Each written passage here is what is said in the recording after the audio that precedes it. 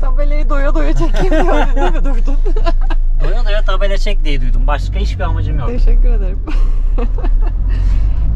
Çekiyorum diye de ne yaptığını da anlayamadım. Yavaşladı ne oluyor? Abim hep tabela çekmekle cebelleşiyorsun. Bari dedim Evet. düzgün çek. Kamerayla savaşıyorum tabela çekeceğim derken.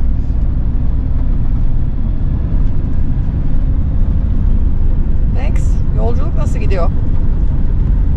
Çocuk. Buralar biraz sıcak, Max tüy dökmeye başladı. Evet. Kafadaki kısa tüyler bile dökülüyor ufak ufak. Ama abonda ne olacak çünkü Birazdan soğuğa geri gidiyoruz. evet, önümüzdeki 10-15 gün hava sıcaklıkları bayağı düşüyor. Gündüz 10 derecelere kadar düşecek. Oo, o kadar. Ve bir karavan daha. Bir karavan daha geliyor. Ya batı şehirlerinden daha fazla karavanla burada karşılaşıyoruz. Ne güzel korna yapmışlar. Evet.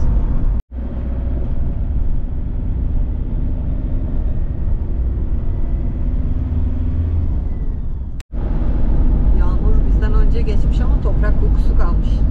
Çok güzel kokmuyor ama. Evet.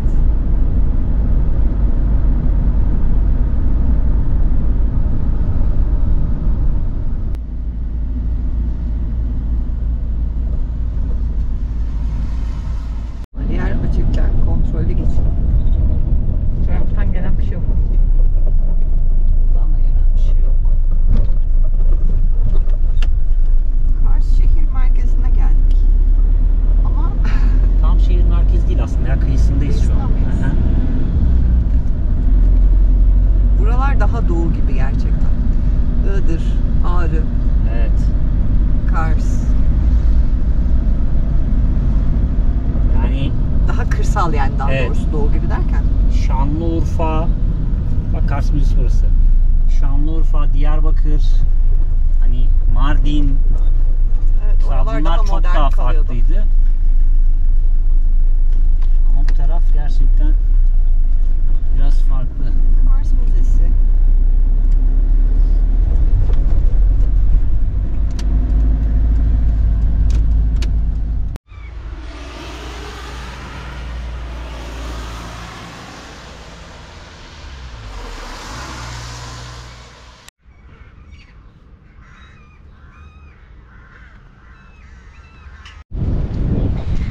Müzeye geldik. Gülden telefonla konuşuyor. Şimdi kapalı değilse müzeye girmeyi deneyeceğiz.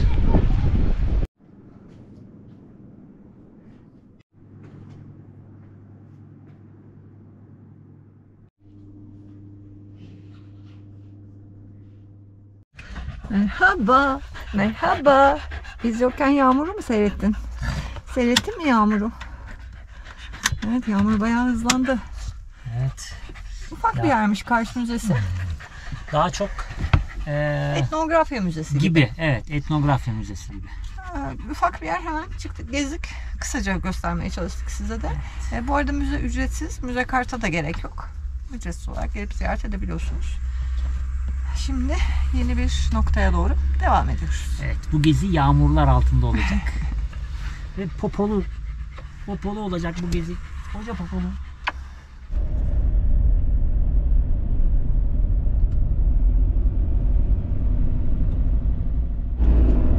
Arkama araba geldi.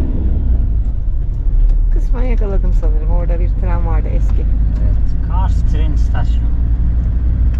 Ya o meşhur Doğu Ekspresi'nin geçtiği yerler. Evet. Oralara kadar geldik.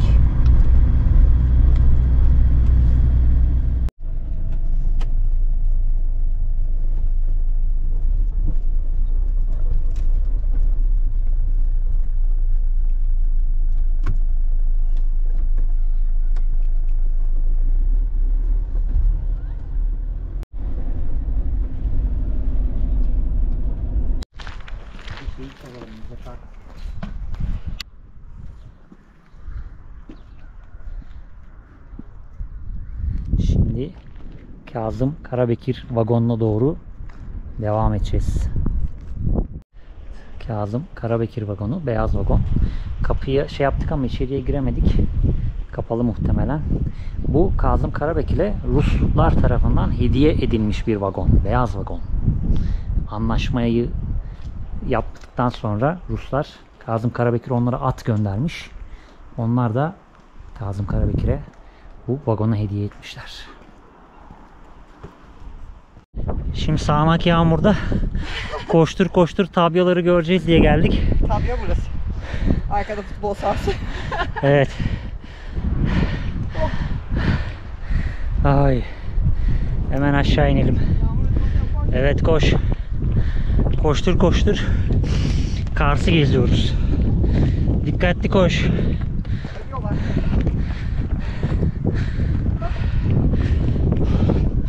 Aslında esas olay içeride.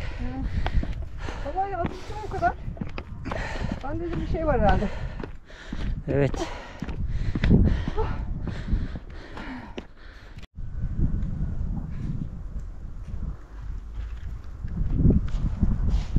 Kanlı tabya baskını rölyefiymiş bu da. Evet. Hem yağmur hem soğuk. Kars turumuz çok enteresan oluyor. Kars turumuz çok enteresan oluyor. Şey çok komikti ama tabyalar tabelasını görüp koştur koştur yağmur başlamadan gidelim Evet. dedik. Bak, Kars'ta. şu arkamızdaki yere koştur koştur çıktık. Futbol sahasıyla karşılaştık. Biz tabya deyince aklımıza Çanakkale tabyaları geldi ama Evet, öyle bir yer olacağını öyle bir düşünmüştüm. görsel yoktu. Şimdi içeri gireceğiz.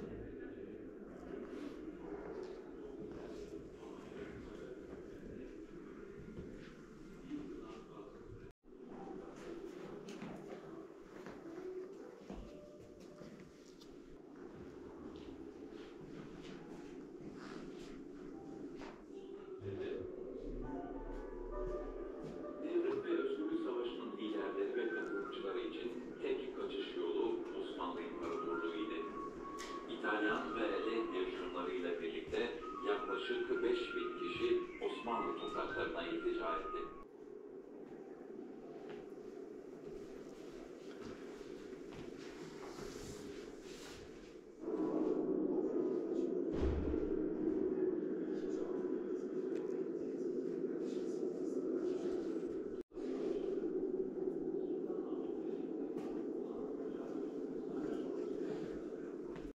Süngü süngüye savaştık diyorlar ya.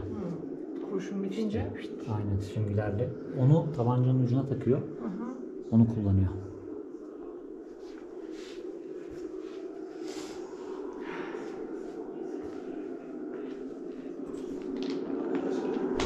Tercihici değil mi? Çok ya. Ve bu insanların donarak öldüğünü bilmek de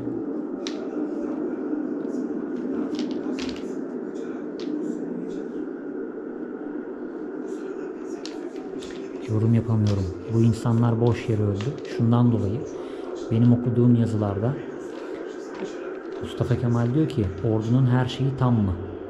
Tam diyorlar. Ama adamların ayağında çarık yok. Evet. Maalesef öyle. Neyse.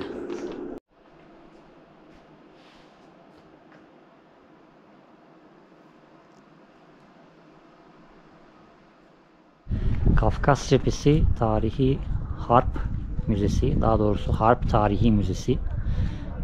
sizlerin izlediği gibiydi. İçeride Kurtuluş çok fazla... Savaşı'nın bir cephesini daha gezmiş olduk böylelikle. Evet. Aynı zamanda Osmanlı-Rus Savaşı'na ait de bir sürü bilgi var içeride. Tarihimizin üzücü detayları. Ama bugünlere gelmemize sebep olmuş savaşlarda. Maalesef. Hayatını kaybetmiş tüm her bir asker, sivil, yaşlı, genç hepsine bir kez daha bu vesileyle de beraber rahmet dileyelim. Allah rahmet eylesin. Tabya'da, kanlı Tabya'da biraz üzüldük. Biraz duygusallaştık. Ama şimdi bambaşka bir yere gidiyoruz. Çok farklı bir yere gidiyoruz hem de. Aşırı farklı bir yere gidiyoruz. Evet, ilk defa böyle bir yere gidiyoruz galiba, değil mi? Evet, ilk defa. Hadi bakalım nereye gidiyoruz? Tren geliyor mu? Bu taraftan gelmiyor. Buradan da geldi. GPS sağ olsun sürekli ara sokaklardan götürüyor bizi. Evet ya, bir tek Kars'ın içinde bir ana yola çıkamadım. Evet, Hiç ara çıkamadım. sokaklardan dönüyoruz. Ya etrafından dönüyoruz.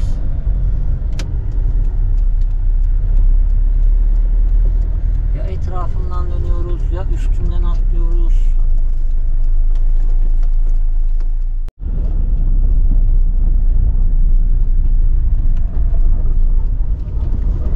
Peynirlerle yapılmış bir müze. Evet, peynir müzesine geldik. Evet. Bu arada burada karavanla konaklanabildiği yazılmış. Aa, Evet. Depo girişi diyor. ön tarafta canım giriş. Müze giriş. Yalnız kaşar peynirini de bir severim, bir severim. Bir severim. Ne veriyor? Böyle sildiriyor bize patilerini. Yürüyüş sonrası Max'in patileri temizleniyor. Çünkü biraz yağmur var. Çimenler ıslaktı değil mi? Evet, biraz. Şimdi biz peynir müzesini gezip geliyoruz. Sen karavanı koru. Peki. Peynirden yapılmış bir müze. Birazdan içeri gireceğiz. Gülden fotoğraf çekmekten vazgeçerse. Ama bana peynir demişlerdi. Bunlar ahşap. Evet, kişi başı 40 lira. Sadece kart geçiyor sadece burada. evet, sadece kart geçiyor ve peynir müzesine hoş geldiniz. Şu anda buradayız. Burası bir yeraltı şehri gibi. Vay. Evet, içeri doğru. Gitme gel. Burayı görmedim. Tam içeri doğru gidiyordum. Okumadım orayı. Ne İçeride yazıyor? yapılacakları yazmışlar. Yapılabilecekleri. Ahırda diyor süt sağın mutlaka diyor. İçi su dolu göğümü taşımaya çalışın. Kars'ın muhteşem yaylalarındaki yaşamı gözlemleyin. Peynir imalat serüvenini keşfedin. Ünlü şefin sürpriz tariflerini kaçırmayın. Muhakkak peynir atölyemizi siz de bir Kars peyniri imalatı gerçekleştirin. Bir teker Kars gravyeri kaç kilogramdır? Kaldırabilir misiniz? Deneyin. En az 30 kilo bence. Wow. Müzenin bulunduğu alan. Bence burası eskiden bir tabyaymış. Çünkü burada bir tabya yazısı Evet. var. Ondan sonra alanın iç kısımlarını bölüm bölüm ayırmışlar. Hadi gezelim bakalım. Hadi bakalım. Mezopotamya'dan bugüne. Milattan önce 7000-10.000 yıllarından bugüne kadar muhteşem peynirin tarihi.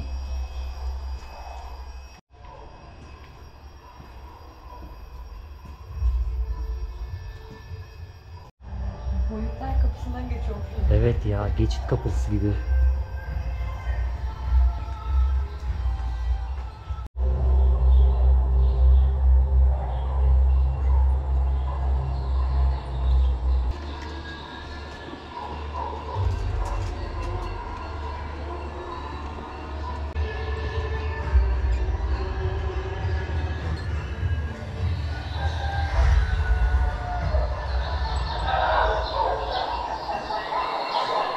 Kars ve çevresindeki bitki örtüsünü tanımlamışlar.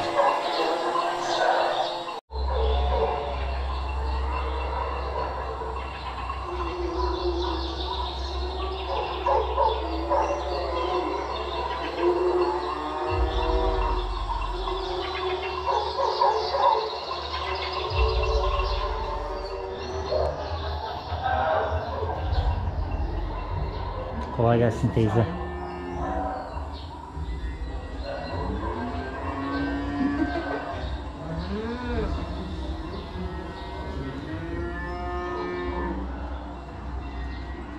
Peynir fabrikası. Eski süt fabrikası diye geçiyormuş. Ama 1963 yılında kapanmış maalesef.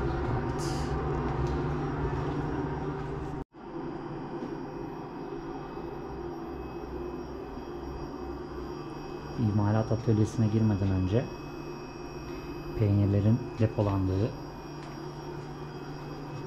şu muhteşem alana bakacağız.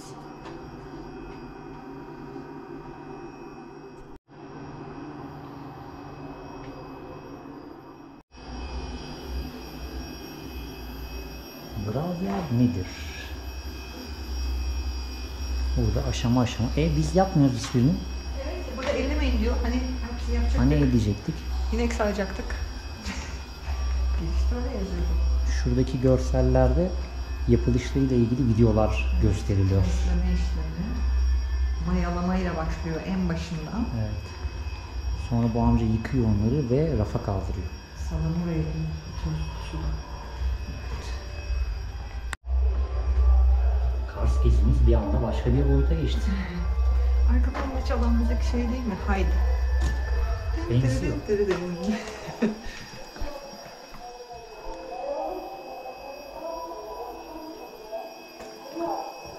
Kuzulara bak, kuzulara.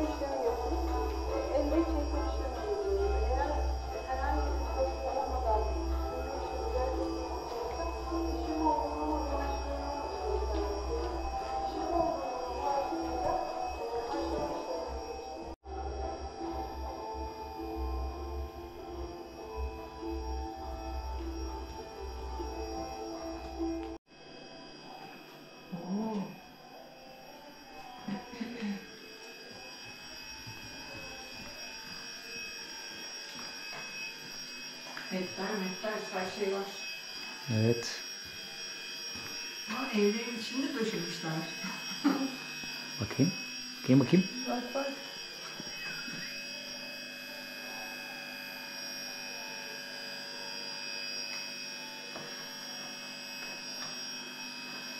Birinin evini gözetliyormuşuz gibi ya. Peynir Müzesi'ni böyle bir yerde beklemiyordum. Ben Bu de arada beklemedim. girdiğimiz müzeler beni çok şaşırtıyor. Evet. Ama çok güzel yapmışlar ya. Peynir Müzesi deyince hani peynir çeşitlerini gösterecekler falan diye düşünüyordum. Mesela şu anda Antep'te girmediğimiz o fıstık müzesini falan bir düşünmeye başladım. Bence böyle değil. Acaba öyle miydi diye. Değildir. Kaplar, çanaklar, köpekler. Burası şefin bir şeysi ama yani Şefin alet edevatı hep emeğiymiş buradaki şefin işi. burası olmamış. Kepçeler, kevgirler. Şefin tarihi. Şefin tarifiyle diyordum, Kars peyniri yapın diyordu. Şimdi şefin tarifini deneyin diyordum. Evet. Nasıl deneyeceğiz? Ne deneyeceğiz hani? Şefin tarifini beğenmedik. Devam. Şef izne çıkmış. Şefin tarifi haricinde efsane bir yer. Evet. Efsane bir yer. Gerçekten yaylaları da gösterdiler. Bütün evrim nasıl yapılıyor, nasıl ediliyor her şey gözüktü. Şimdi de klasik Kars Peynir Müzesi hatıra fotoğrafını çekmeye geldik. Açıldı. Ama çok uzak kaldılar. Bence biz anca sığdık. Hani.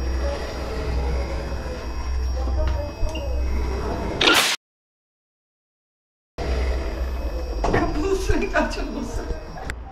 Evet. Şimdi Değişik bir müze gördük Kars'ta. evet hani gezdiğimiz müzeler arasında da çok Evet. değişik bir müzeydi ve çıkışı bir mağara gibi. Evet, mağaradan çıkıyoruz. Mağaradan çıktık. Böyle enteresan güzellikte acayip bir yer. Sadece 40 liraya geziyorsunuz. Evet. Aslında bir de hediyelik böyle tadımlık Kars kaşarından verseler de aslında. İşte o kadar gelmişken. Dedim şöyle birer kıymık alırız kenarlarından ama hepsi maketti. Evet. Tam karşıda kale mi orası? Olası. Evet, kale. Kars Kalesi. Atatürk heykeli görüyorum, bayrakları görüyorum. Bak karavan. Belediye itfaiyesi. Hadi gidelim. Hadi gidelim. Daha gezecek çok yer var Kars'ın içinde.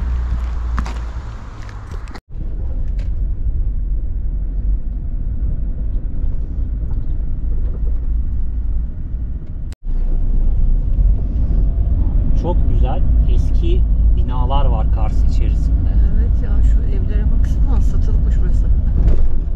Almak isteyen de ya da şurada. Baksana karşılıklı. Burası en eski mahallelerinden biri herhalde. Galiba. Keşke eski dokuyu koruyup yeni dokuyu da aynı şekilde yapsalar ya. Evet. O uyum içinde devam etse hala. Evet, baksana şuranın güzelliğine.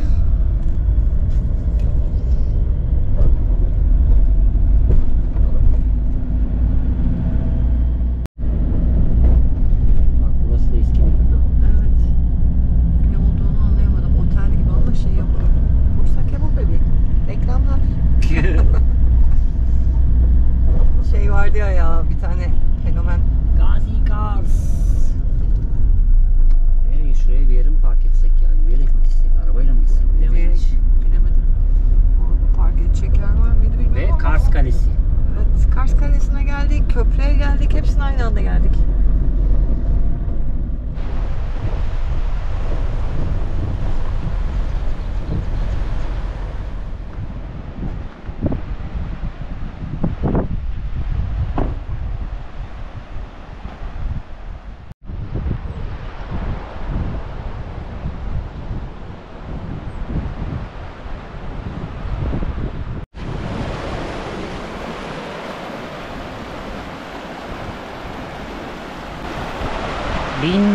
...1579'da yapılmış tarihi Kars Köprüsü.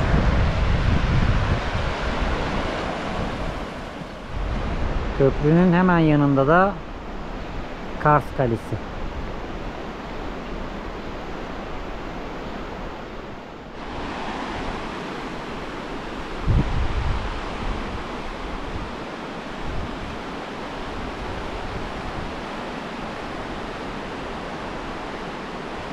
Ben şu yapıları cami gibi gördüm ama kafeterya bunlar bayağı bildiğin ya. Abi niye dini imgeleri kullanıyorsun? Kafe gibi yap o zaman.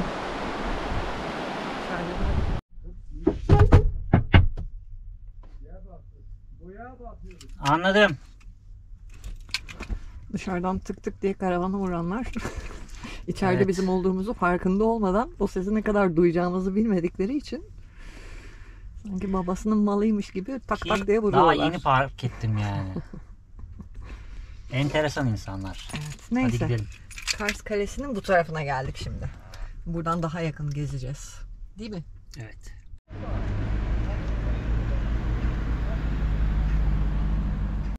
Kasıyorum Serap. Yakaladım seni.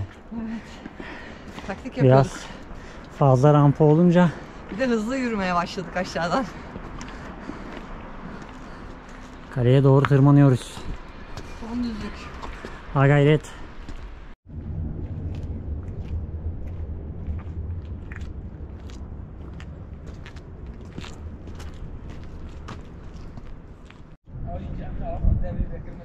Evet, Kars Kalesi'nin içerisindeyiz.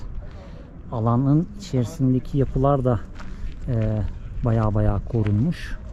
Osmanlı döneminde bir tadilat yapılmış burada. Sonrasında alan bayağı korunmuş. Şöyle toplar görmek mümkün. Peki şimdi Gülde Hanım size şunu sorayım. Hadi sor. Bir kale içerisindeyiz. Evet.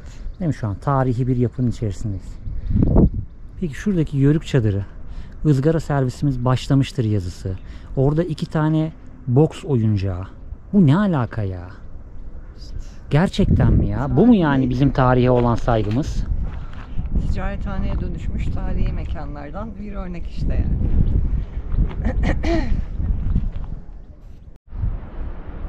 Ve size Kars manzarası. Evet, Kars merkezi bu kadar bir yer. Bütün Kars bu kadar dostlar. Bir de bizim girdiğimiz kısım var ama esas bölüm buralar. Merkez tarafı burası. Bu arada kale içine tabii ki arabayla bile gelmek mümkün maalesef. Kaptan olur da arabayla gelinemez mi? Ya Bak. yazık. Yukarılara çıkalım bari.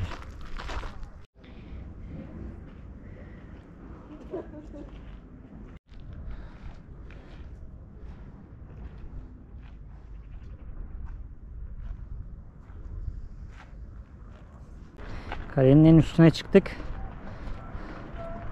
Şimdi en üst açıdan, en geniş açıdan sizlere Kars manzarasını gösterelim dedik. Şuradan bahsedeyim mi? Celal Baba Türbesi aşağısı. Evet, Kahraman Celal Baba.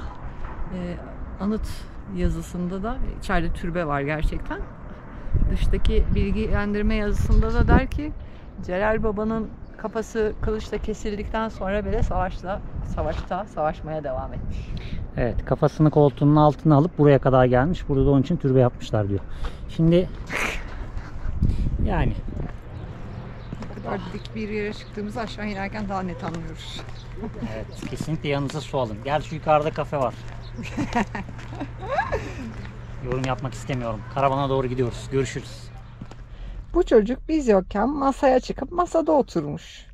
Camdan manzara seyretmiş masada oturarak. Çünkü öbür taraflarda oturarak izleyemiyor. Değil mi? Eşek sıpası. Tam eşek hem de. Eşek sıpası. Şimdi 50 kilometrelik yeni konaklayacağımız noktaya haritamızı ayarlayalım. Evet. Çok güzel bir yere gidiyoruz. O yüzden sakın videodan ayrılmayın. Şehir merkezini bol bol gezdik ama şimdi doğaya kaçma vakti. Evet, şehir merkezinde kalmak istemedik. GPS'in bize hainlikleri bitmiyordu. Kars'ın merkezinde soktuğu yola bak. Asfalt olmayan toprak bir yol ve çukurlarla dolu. Halbuki hemen şurası asfalt yol.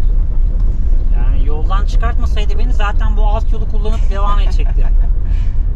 Seviyor GPS bozuk yollardan gitmeyi. Sallanmayı seviyor.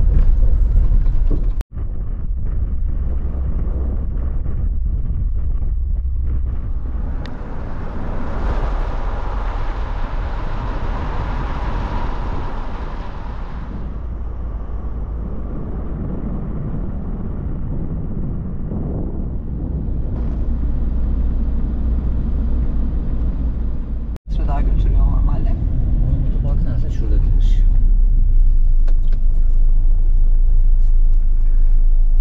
Bizim harita normalde 23 kilometre daha götürüyor.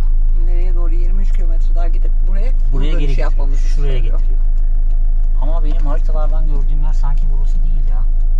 Şuraya bir girelim bakalım. Hı hı. Otoparka indik. Fakat otoparka değil. Biz aşağı inmek istiyoruz. Evet, burası yol kenarı çünkü. Burası piknik alanı değil. Asfalt yoldan inip hemen toprak yola geçiyoruz ve gitmek istediğimiz noktaya doğru devam ediyoruz. Mini mini.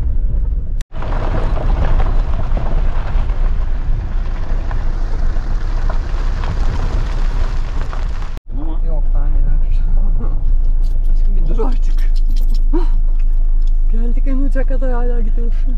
Nereye gidiyorsun? şu tarafa geçecektim ya. Hayır Oradaki geçemezsin. arabanın olduğu yere doğru geçecektim. Geçebilirim sanki ya. Aşkım. Aşkım ne yapıyor? Çok korkutucu şeyler yapıyorsun. Ve Susuz Şelalesi. Evet, Susuz Şelalesi'ne geldik. Bu gece buradayız. Bence Kars'ın en güzel noktasına geldik. Evet, olabilir. Lütfen Ani Arabileri de karşılamayın. Özür Onu, dilerim. onu es geçmeyelim. Ama doğa kısmından düşünürsek şu dağlar falan çok güzel gözüküyor. Dışarıdan da çekeriz. Şimdi dışarıda 4-5 tane köpek gördük. Onlarla bir tanışalım. Sonra Max'i tanıştırırım. Çek burnunu. Çünkü Max tuvaletini yapmak zorunda. Geldik kanalına. Evet, orası güzeldi. Şu var ya, şu cazgır üstümüze atlaya atlaya bir hal oldu. 4-5 tane var köpek ama asıl bu cazgır En fenası bu ya, manyak. zıplaya zıplaya bir hal oldu üstümüze. Yalnız hava çok fena patlayacak. Evet, iyi kapattı. Ve önümüzdeki 15 gün full yağmur. Kars hep yağmur gösteriyor. Ama şu manzaraya değer.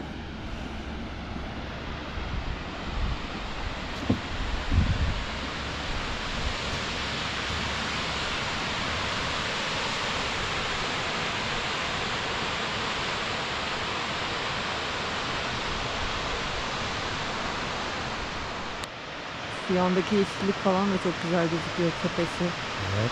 Bak mesela bu vadi böyle açılmamış olsaydı suyun aktığını göremeyecektik. Toprağın altından akmaya devam edecekti. Evet. Hemen arka tarafında çünkü içeriden gidiyor. Bak bak, manyağa bak. Ya nereye gidiyorsun? Düşeceksin aşağıya. Şşt. Hey. Anam gitti uca. Kafa üstü inecek şimdi aşağıya. Gel buraya. Akıllanır.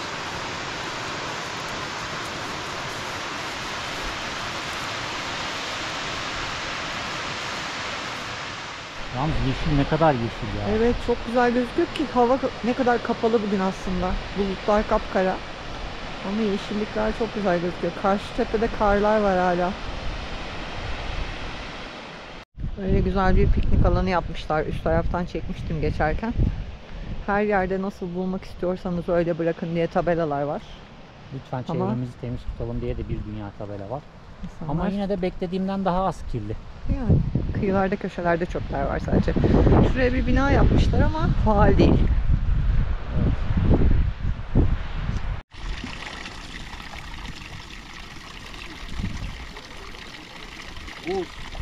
Ya. Ne gıcırdatım ya. Şöyle içeyim. Bir parça tüy. Ama şey yok. Ben biraz bakındım totosuna. Bir parça tüy kopmuşum. Sanki şey, kök yok gibi. Evet evet. Yine bakarız bu akşam. Ay. Evet, dışarıdaki yaramaz köpüşlerle beraber Şimeks'i gezdirdik. Kısmen. Evet, Çünkü bir tane o şelalenin orada çektiğim o yaramaz cazgır dediğim arkadaş Şimeks'i görür görmez kıtlama moduna geçti. Popoyu kapmaya çalıştı. Evet. O öyle yapınca diğerleri de bir alevlendi falan derken Biraz heyecan yaşattılar bize. birazcık hırgür yaptık. Biraz kucakladık köpekleri. Yani bir sarıldım bir tanesine. Bir Evet. tanesine Tolga sarıldı. Sonra baktık olmuyor, ben Max'i sarıldım en sonunda. Şey yapmıyoruz hani Max'e saldırdılar diye diğer köpeklere işte ne bileyim taş, sopa Evet. o şekilde davranmıyoruz. Piknik yapan bir genç grup ve bir aile vardı. Köpekleri işte Max'i kucakladım ben en son ve onlara doğru ayrıldım diğerlerinin arasından. Tolga ötekileri bir durdurmaya çalışırken. Evet. Teyzenin elinde şu kadar taş vardı, böyle tutuyordu taşı. Neyse ki tam zamanında ayrılmışlar. Ve biz ayırmak için sadece işte tutup çekmeye çalışıyoruz genel olarak. Eğer çok çok karışırsa ortalık birazcık ayaklar, tekmeler falan giriyor araya tabii. Ama vurmak amacıyla değil tabii. Aynen, karşıdaki köpek eğer bize de tepki vermeye başlarsa o zaman biz de tepki veriyoruz ama dediği gibi vurma yöntemiyle değil, sadece uzaklaştırma zaten amaçlı. Onların tek amacı Max'e yaklaşabilmek o anda. Bizi görmüyorlar bile. Biz tutmuşuz, çekmişiz. Öyle ısırayım kısmına girmiyorlar. Daha önce de birkaç defa işte örnek Kovada Gölü'nde bir sıkıntı yaşamıştık, izleyenleriniz vardır.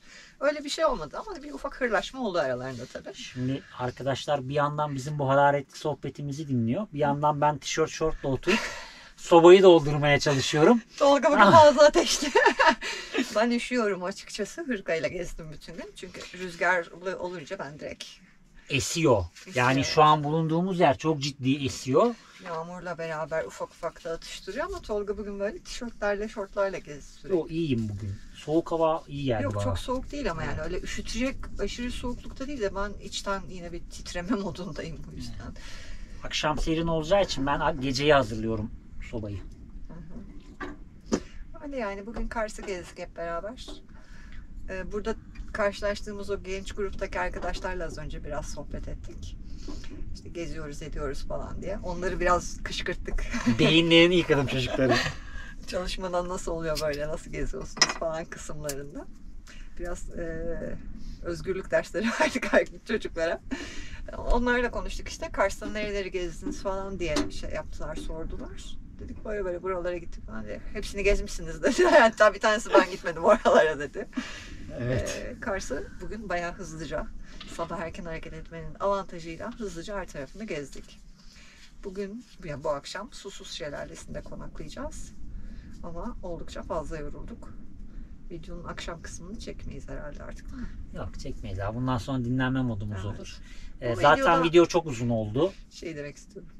Bu videoda yemek yapmıyorum. Daha da tembellik yapıyorum. Önceki videolardan birisinde bir abonemiz, Çok öncesi videolar ama. işte önceki Gözlerden videolardan gözüm. dedim o yüzden, bir abonemiz şey demiş, hep böyle basit pratik şeyler yapıyorsunuz, kuru kuru yemekler yapıyorsunuz, işte biraz sarma yapın, dolma yapın falan demiş de o yüzden espri yaptım, hiçbir şey yapmıyorum diye. İyice tembellik yapıyorum bugün, tembellik hakkımı kullanıyorum. Peki. Peki. Evet, hep pratik yemekler yapıyoruz demişken şunu da söyleyeyim. Biz eskiden beri bizi takip eden dostlarımız varsa biliyorlardır ki biz öncesinde yemekle ilgili hiçbir şekilde paylaşım yapmadık. Sadece bizi kahve içerken görüyordunuz. Sonrasında gelen talepler doğrultusunda işte hani yemeği koymuyorsunuz hiç, bir eksik kalıyor sanki video gibi söylemlerden sonra şuna karar vermiştik. Yaptığımız pratik, yani herkesin yapabileceği ve hızlı şekilde yapabileceği. Evet, Mesela her ne bileyim, mutfakta olabilen. bizi izleyen öğrenci arkadaşlarımız vardır belki. Böyle çabuk hemen hazırlanabilecek ve farklı tarifleri paylaşıyoruz aslında. Yoksa her yaptığımız yemeği paylaşmıyoruz. Mesela buradan önceki videolarda, birçok videoda aslında bulunduğumuz noktada genel olarak 2-3 gün konaklıyoruz ve videoda bir tane tarif paylaşıyoruz. Yoksa bizim evimizde çorba da pişiyor, kuru fasulye pilav da pişiyor. Kızartmalarda sebze yemekleri de pişiyor ama herkesin yaptığı yemekleri yemek yapıyorum ben diye yemek programı gibi paylaşmak istemiyoruz. Çünkü burası bir yemek kanalı değil dostlar. Hazır yeri Yani. gelmişken işte o pratik yemekleri paylaşmaktaki amacımızı da söylemek istedim aslında. Yoksa Yani. yine yemek paylaşma taraftar değiliz ve asla zaten yerken bir şey paylaşmıyoruz. Siz evde mutfağınızda ne yapıyorsanız Evet. burada da bir mutfak var. Buranın, aracın bir karavan olması hiçbir şey değiştirmiyor. Sonuçta bir ocak var ve bir lavabo var. Siz kendi mutfağınızda ne yapabiliyorsanız burada da o yapılabiliyor. Yani o yüzden Yapıyoruz. Sevdiğimiz hani her yemeği. karavanda şu yemeği yaptım işte nasıl zor oldu. Ya bunlar bize saçma geldiği için aslında biz bunların çekimini uzun süre yapmadık. Aynen öyle. Çünkü her şey yapılabiliyor zaten. Hani işte atıyorum karavanda sarma sardım demekle evde sarma sardım demenin hiçbir avantajı Bu masayı yok. kullanıyor sonuçta. Hiçbir farklılığı yok ya da hiçbir dikkat çekici özelliği yok. Her evde pişebilen yemekleri de açıkçası niye paylaşalım diye düşünüyoruz ve o yüzden pratik yemekler paylaşıyoruz aslında. Şimdi muhtemelen birçoğunuzun izlediği karavan videolarında içeriği doldurabilmek için yanaşma, karavanla konak noktasına yanaşma, konak noktasına seriliş, bir kahve keyfi, bir yemek, gece oldu kapanış ve yarın yola çıkış ve hadi eyvallah. İzlediğiniz olay aslında bu Çoğunluk bu. birçoğunda. Evet, çoğunluk Ve YouTube bunu bu. yemek yapma ve yemeği yemeyle videonun içeriğini çoğalttıkları için sanki her videonun, her karavan videosunun öyle olması gerektiğini düşünüyorsunuz ama öyle Dışarıda değil. ateş yakmak. Biz dışarıda ateş yakmıyoruz. Çok nadir dışarıda ateş yaktığımız. Yaz, bahar ayları. 2 yıldır bir defa yaktık. Onu diyecektim işte. Yani. Yaz, bahar aylarıysa ve yanımızda başka arkadaşlarımız varsa dışarıda oturacaksak belki o zaman ateş yanar. Yemek pişmek için yanmaz ateş bizde. Aynen. Zaten içeride mutfağımız varken ve aslında zaten içeride oturuyorken dışarıda ateş yakıp orada yemek yapma görselini oluşturmak için yapmadığımız, olmadığımız bir şey gibi davranmak gibi olur ve o yüzden biz mutfağımızda yemek yapmaya devam ediyoruz. Ama dediğim gibi arkadaş toplantısı olur, eş dost böyle buluşulur, akşam dışarıda oturulur. Akşam dışarıda oturulur ve hava serindir. Bu arada yaz akşamları da ateş yakanlar var, onlara çok gülüyoruz. Zaten her yer böyle alev alev yanarken ateş yakıyorlar. O yüzden bizde böyle görüntüler yok arkadaşlar. Biz konuşuyoruz, sohbet ediyoruz, hayatımızı anlatıyoruz, yaşadıklarımızı anlatıyoruz, gezdiğimiz yerleri aktarmaya çalışıyoruz bizim gözümüzden. Bizim kanalımız böyle. Böyle devam edecek. Kızmış birilerine. Yok, kızmadım yani. Bilgi vereyim hani daha Yok, yok, böyle latife beklentiler yapıyorum. falan varsa. Latife yapıyorum. Önerilere tabii ki açığız ama işte tek Her bir öneri- videoda izleyip Evet. geçmişi bilmeyen yeni insanların birazcık bilgi aldıktan sonra öneriler yapmasını seviniriz yani. Aynen öyle. Ya biz şu anda Türkiye kıyı ve sınır şeridini geziyoruz. Ermenistan sınırından ayrıldık.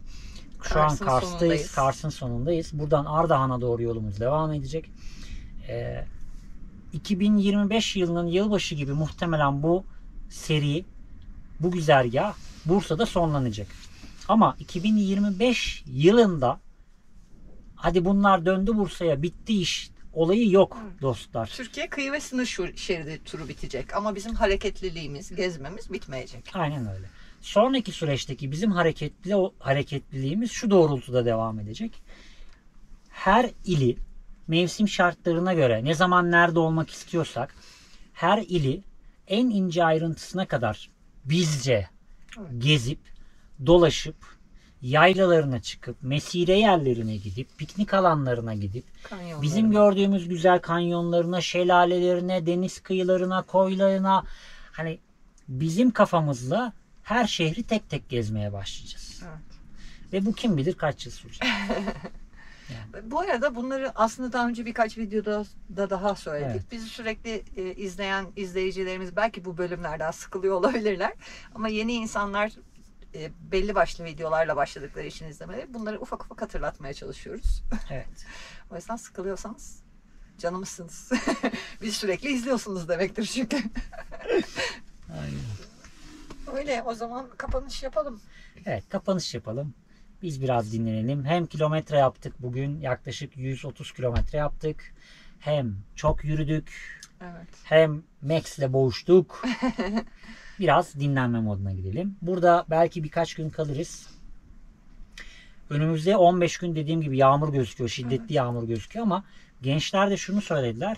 %100 yağmur ihtimalinde dahi burada çiseledi abi yağmur Evet. dedi. Yakın zamanda böyle olmuş havalar hep ama Evet. yağmamış doğru düzgün. Ufak ufak yağmış. Bakalım. Bakalım kısmet. Biraz buralarda dinleneceğiz. Ondan sonra yola devam edeceğiz. Bir sonraki noktamız neresi şu anda hiç bilmiyoruz. Evet, çünkü Arda- iki güzergah var. Evet. Ardahan tarafına gitmemiz için. Aynen. Hangisinden gideceğimize karar veremedik hala. Onu biraz istişare edeceğiz. Bakalım bir sonra nerede olacağız bir sonraki videoda. Güzel bir yerde buluşmak üzere diyelim o zaman. Kendinize iyi bakın. Hoşçakalın. Hoşçakalın.